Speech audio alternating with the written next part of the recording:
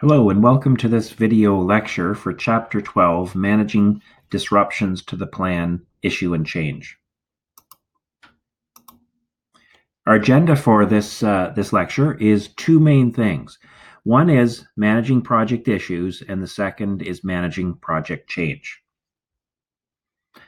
Just a reminder of the project life cycle. So we are moving along. We've moved through initiating, planning, and we are now squarely in the executing phase. So last time you would have covered Chapter 11, executing the plan. And now in Chapter 12, we're starting to see what happens when there are disruptions to this plan in the form of issues and change.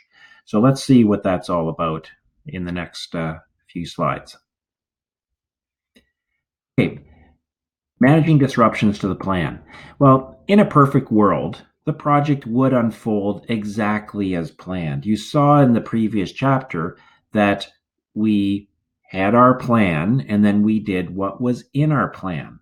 There's an old saying of you plan your work and you work your plan. So in that perfect world, whatever we put into the schedule would be what we would do on those days, and whatever we put into the scope statement would be exactly what we would produce, and so on. Our budget would be accurate, and everything would unfold as required or as we planned. But that is just too perfect for the real world, and things don't always work that way.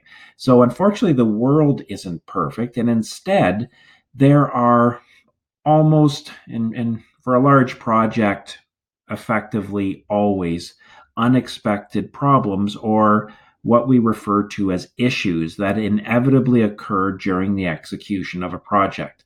And so that's what we're going to look at in this first half of today's lecture, is what to do about these issues.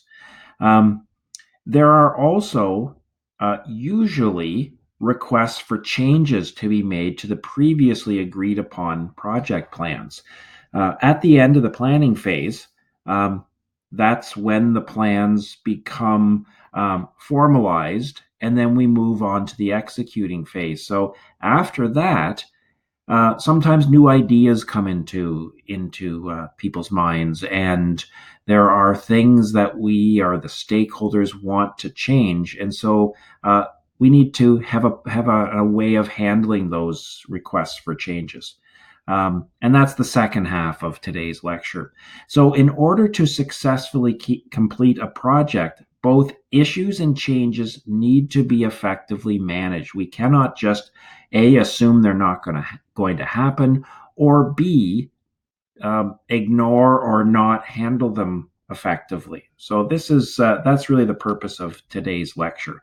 So now let's look at managing project issues. First of all, what is a project issue? Well, I've talked about it a little bit on the previous slides, but if we look at the key terminology in the textbook on page 151, we see that an issue is defined as a condition or situation, if left unresolved, will reduce the performance or effectiveness of the project. So that's saying that it's just something that is currently occurring that if you don't do something about is going to affect the project. Now, this is very different, and this is a key point to make. This is very different than a risk, and oftentimes students will confuse issues and risks. And so let's just talk about that for a second. A risk is something that might occur. It hasn't occurred yet. And that's why we assign and try to estimate the probability that it will occur. That's one of the attributes that we assign to risks. An issue, on the other hand, is occurring. It has really, it's 100%. It's happening right now. So that's the difference between the two. And sometimes a risk, which is possible, occurs and then it transforms into an issue. So that's how they're connected. Not all risks occur, so not every risk will become an issue, but some do. And so that's where we need now an approach to address issues. So that's what we're going to look at. What we need to do, though, is to first realize or understand that on large projects, oftentimes there are many, many issues that are in play at any one point in time. On small projects, on very simple projects, there might only be one occurring at a time. So you don't really need to keep track of them because there's only one, or at most two, and that's very simple to keep track of. Um, on large projects, on very significant projects which have long durations and many people, large budgets, there can be 10, 20, 30, 100 issues at any one point in time. And so it's very easy for the project manager to lose track of those issues. And so that's where the maintenance of something known as an issue log is important. And here we have the issue log, and it's in the format that is used in the textbook, which indicates the type of information that's in an issue log. Now, again, good to note, or please note that this is not the only format of an issue log that you'll find in projects. Many issue logs have many more columns, different information that is being tracked. This is a fairly simple implementation of an issue log, but it has the sort of basic information. And so let's just go through it. Of course, it has the project name, which is important to we know which project this issue log is attached to. We then have an issue number. Now, this is just a sequential number that is assigned to the next issue. Now, why do we have an issue number? Well, oftentimes the description can be long, and it's very difficult to communicate very long, involved descriptions to different team members. So having an issue number allows us to very succinctly describe it to other people who can then look it up in the issue log for more information. It's the same way you have a student number assigned to you, so that when you're going to the registrar's office or you're assigned to a course, we know it's you, even if you have the same name as somebody else in the classroom. It's a unique identifier. Well, that's what an issue log is. An issue number is as well, is a unique identifier. And it's just for each time there's a new issue, we'll just take the next the next sequential number and assign it to that issue. The next column is self-evident description. This is where we fully describe the issue. Now, many times people get very brief here, and they'll just say it's a date issue or it's a schedule issue. Well, that doesn't really tell someone else anything about, well, not much of what it is. So this is where you want to describe it in some level of detail so another person will understand what the issue is. The next one is the priority. It's very important, especially when you have a large number of issues, that you can prioritize them. Not all issues are created equal. Some are very important, and some are less important. So in our case, in the textbook, we have a high, medium, low process, which is very simple. Again, there could be other ranking mechanisms of 1 to 10, or having more grades in the priorities, but that's what we're going to use in this textbook is high, medium, low. The status is, well, what is the current status? The status column is the current state of the issue at this point in time. So we're using 4 different categories there, or 4 different types of statuses of where the issue is at any one point in time. And so what we have is that it can be not started, which is self-explanatory. We have an issue has been identified, but we haven't started working on it. Started, so which means we are working on it. Completed means it's done. We have addressed the issue. And the fourth is NPW, or not proceeded with. There are some issues where we say we're not going to do anything about that issue. We're going to, in effect, accept it, similar to risk management when we said accept. Not proceeded with means we're not going to do anything. Maybe it wasn't a big issue. Maybe it's something we can live with. So that's what NPW stands for. And having an issue log allows us to, number one, log them and therefore not forget them. And number two, it allows us to prioritize them. We can then sort this issue log. If we put it into a tool such as Excel or something like that, we can then sort it from high to low, which is very important. We want to, or we should, address our high priority issues first and our low priorities last. So having an issue log allows us to do so. In terms of resolving issues, like once we log issues, the key thing is to resolve issues. And that's where a problem-solving approach should be used. So this is where the textbook describes a kind of a standard problem-solving approach. There are very many different methods of resolving issues and problem-solving. The textbook in this course describes one very common one. The formality of this approach will depend on the size and complexity of the issue. So for very significant and large issues, this process can be done very formally. On very small issues, it can be done informally. It can be done very quickly. So that's something to keep in mind, as it depends on the size and complexity of the issue. But the steps involved in the problem-solving approach are, first of all, fully describe the issue. And this is something that should be included in the issue log and so on, or as part of creating the issue log, you would have fully described it. But you should fully describe the issue. Make sure that you and whoever's involved in solving it fully understand what the issue is and are not assuming something. Once you've done that, develop alternative solutions to the issue. Now, one of the things that you can also do as in part of this process is to check the risk response plan. For example, if this was a risk that was previously identified, the contingency plan may already give you some approaches to solve the issue. So remember, the planning that we've already done, we can use and draw upon. Again, if this was a previously identified risk, we may have one or more alternatives already at our disposal. But in any regard, you should look at it and say, well, what are the different things we could do at this point? We have this issue. How can we solve it? And usually there are, two or more different approaches that we can take. So let's think about what those are. Then what you do is select the optimal solution.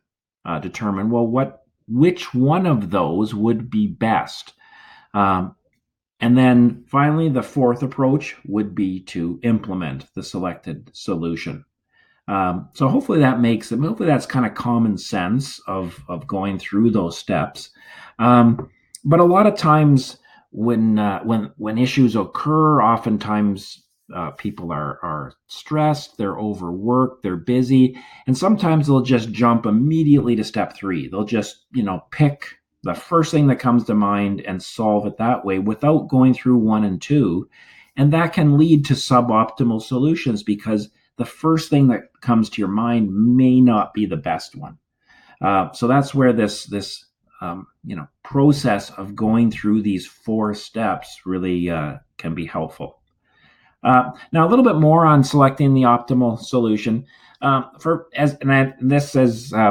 As I mentioned before, for simple issues, this is often very informal. On very simple issues, the project manager or team member may be able to solve this and really run through those 4, at least the first 2 or 3 steps very quickly, and almost it's done in their mind, and then they implement the solution. So those are often done almost intuitively. For complex, large issues, that's where we are more formal. And we can even go to the approach of creating decision criteria and weighted averages. Now, this would be on only the most significant and large issues. Here's an example from the textbook where we're saying the way we're going to determine our decision of the optimal alternative is to determine or is to say that there's really three different criteria that we want to look at: the cost of the alternative, the amount of time that it'll take us to do it, and the effectiveness of the solution. And then to assign percentages to those. For example, in this case, now this is just one example. It doesn't mean that this is the case in every situation. But for this project, and in this case, we're saying that cost is 20% of the decision, time is 30%, and effectiveness is 50%. So it's really saying the effectiveness of the solution is the most important, followed by time as the second most, and cost is the third most important. And then for each alternative, each is ranked from a score of 1 to 10, with 1 being the least effective cost and 10 being the most effective cost, and so on. The same with time, with 1 being is going to take the most time and 10 being going to take the least time, and effective the same. Least effective would be 1, most effective would be 10. So we'd score those and then weight them according to the weighting. So in this case, it's 5 times 20% would be 1. 6 times 30% would be 1.8. And then what we can do is get a weighted average of each alternative. So in this case, alternative 1 is the desired alternative because it has a weighted average of 7.3 versus alternative 2 has a weighted average of 5.9. Now, as you can see, this is just a whole lot of work to do this. You would not do this on every single issue, especially the very small ones, because you'd be spending so much time with decision criteria and rating them and so on, and that just wouldn't be practical. But for large, very significant, this could be something that is implemented. So it really comes down to how much formality is placed upon the resolution of the issue. And it can be very informal for small, very formal for large, possibly using weighted criteria, which this example gave. At this point, let's have you pause the video and please refer to the case study in the textbook. It's all around resolving issues. You'll find this on page 144. So please pause the video at this point and then read through the case study to see how the project manager resolved issues during the DecoCam project. So once you're done, come on back here. Okay, so we're back, and you've read the case study, resolving issues. So let's go on. Well, here is the issue log that was created for the DecoCam project. So we can see that a number of issues were documented as part of this project. And you can see the issue number being defined. Now, this is at the state where they're in sequential order. And so you can see all of the different issues that are being worked on or potentially worked on, and the priority and the status. So we see this one has a medium priority, is not started. This had a very low priority and is not proceeded with. This has a high priority and has been completed, and so on.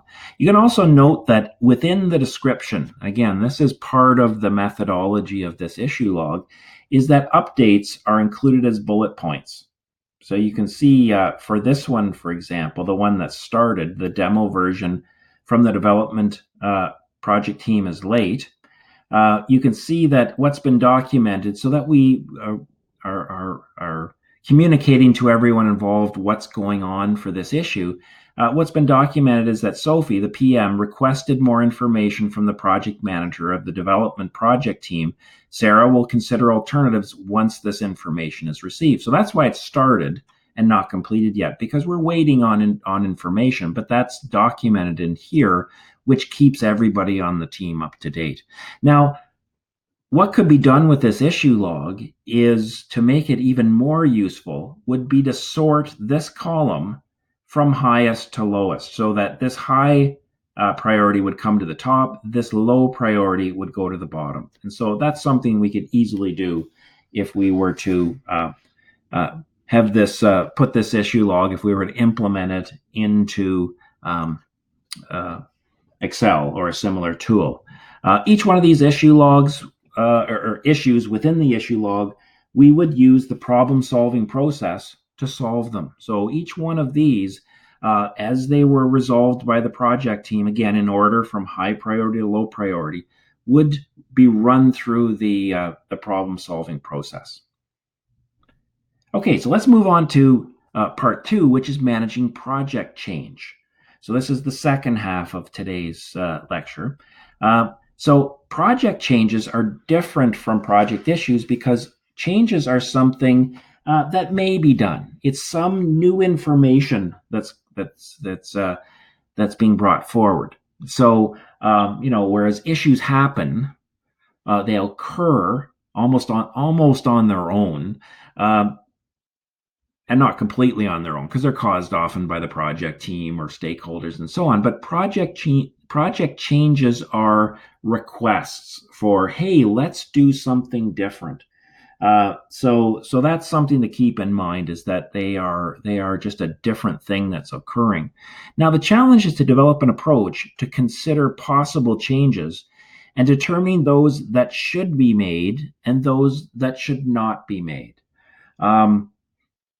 I've often talked about at this stage where a project where no changes are allowed is inflexible and may not produce an effective solution in the end. So if we allow no changes, we may not have an effective solution, and we may have unhappy stakeholders. Now, on the other hand, if we allow all changes, well, the project will be in danger of going over budget, over schedule, and again, unhappy stakeholders because it becomes very chaotic. Our challenge is to find that middle ground as to determine those that should be done and determine the ones that should not be done. And we need a process for that. So that's what we need to manage project change. The approach is called a change control process, and that's what we're going to cover. So the change control process, for changes that occur or that are submitted or requested during the project, the following steps should be performed. First of all, a change request form is submitted, usually by the person who is requesting the change. So we should see a formal request for change, and there is, and you'll see in a little while what a change request form looks like. Now, the second thing, or the next step, is that the impact of the requested change will be assessed, normally by the project team. The project manager and project team will look at, okay, we haven't done this change yet. The key thing is to realize at step 2, we haven't made the change. But if we did, what would be the impact? And the impact can be an impact to the budget, the schedule. It can increase the risk that the project is under. We may need additional resources. It may impact other projects and so on. So we need to assess that. Once we've done that, then the change request is approved or rejected. Normally either a person or a group of people, often called a change control committee or something like that, we'll look at steps 1 and 2. They'll look at the change request form, which includes the information of, well, what is this change, and why do we want to do it? And then we'll look at the costs, and then we'll make the decision. Should we? Yes. Is the cost or is the impact worth it? Worth the benefits that we're going to get from this, or should we not? Should we reject? And then finally, if it is approved, the appropriate planning documents should be updated, because remember, if there's a change made, it's probably going to affect the scope statement, the schedule, the budget, the risk response plan, and potentially some other documents as well. So we should ensure that our project planning documents are kept up to date, and then we should carry out the change itself in the project. So at this point, please refer to the second case study update. This is on looks like page 148, Managing Project Change. So please listen to that video. And then come on back here. Okay, so we're back. So let's see what happened during the case study. So you can see here is during the case study there were two requests for change, and this is the first one. And you can see the change request form. It has the four parts.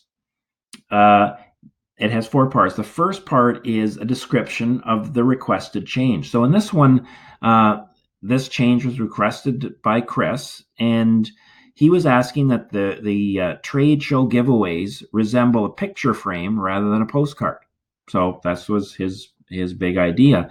Now the benefit, we don't just make change for no reason. There needs to be a benefit or a justification. That's part B.